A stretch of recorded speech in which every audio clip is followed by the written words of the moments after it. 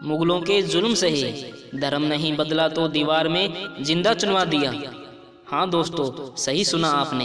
ये कहानी है उन वीर साहिबजादों की जिन्हें झुकाने के लिए मुगल बादशाह औरंगजेब की हर कोशिश नाकाम साबित हुई।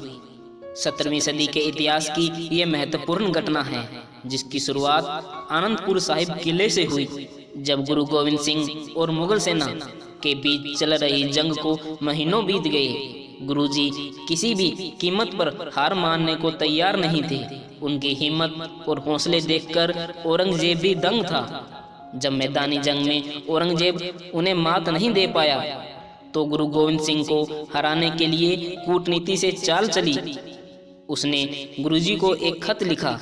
उस पत्र में लिखा था, मैं कुरान की कसम खाता हूँ, अगर आप आनंदपुर का किला खाली कर देंगे तो मैं आपको यहाँ से जाने दूंगा। गुरु गोविंद सिंह द्रुत औरंगजेब की इस रणनीति को पहले ही समझ गए थे, परंतु रसद पानी के संकट को देखते हुए उन्होंने दुर्ग को छोड़ने का ही निश्चय किया। गुरुजी को इस बात का अंदाजा था कि मुगल सेना पीठ पीछे वार करेगी, और अंत में वही हुआ। सरसा नदी के किनारे पहुंचते ही मुगलों ने पीछे से आक्रमण कर दिया। एक भीषण युद्ध हुआ।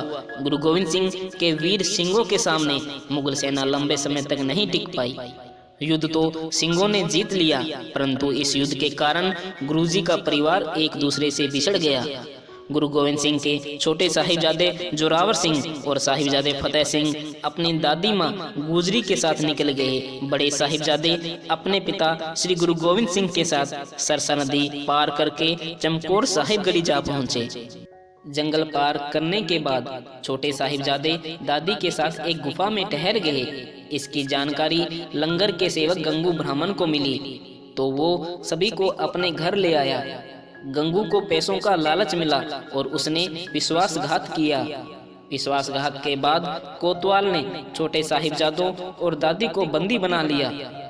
इस दौरान दादी ने साहिबजादों को गुरु नानक देव और गुरु तेग बहादुर की बहादुरी की कहानियां सुनाई। अगले दिन सभी को सरहंद के थाने में ले जाया गया। इस दौरान उनके साथ बड़ी संख्या में लोग साहिबजादों को वीर पिता के सपूत कहते हुए आगे बढ़ रहे थे। सरहंद में उन्हें ठंड में ऐसी जगह रखा गया जहां कोई भी हार मान जाए, लेकिन उन्होंने हार नहीं मानी।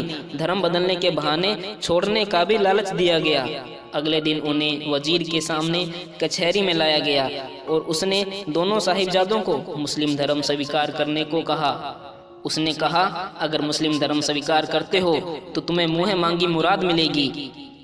यह सुनकर साहिबजादे बोले, हमें अपना धर्म ही सबसे प्यारा है। यह सुनने के बाद काजी ने उन्हें बागी की संतान कहते हुए दीवार में जिंदा चुनवाने का फतवा जारी किया।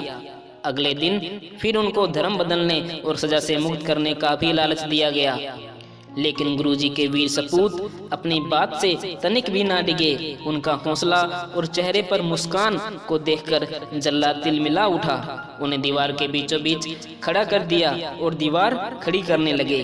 कुछ समय बाद दोनों साहिबजादे बेहोश हो गए तो जल्लाद चिल्लाया कि अब उन्हें खत्म कर देना चाहिए। आदेश मिलते ही बेहोश हो चुके साहिबजादों को उसी समय शहीद कर दिया गया। इस तरह श्री गुरु गोविंद सिंह के वीर साहिबजादे इतिहास में सदा के लिए अमर हो गए। आओ हम सब मिलकर श्रद्धा भाव से उन्हें शीश नवाते हैं।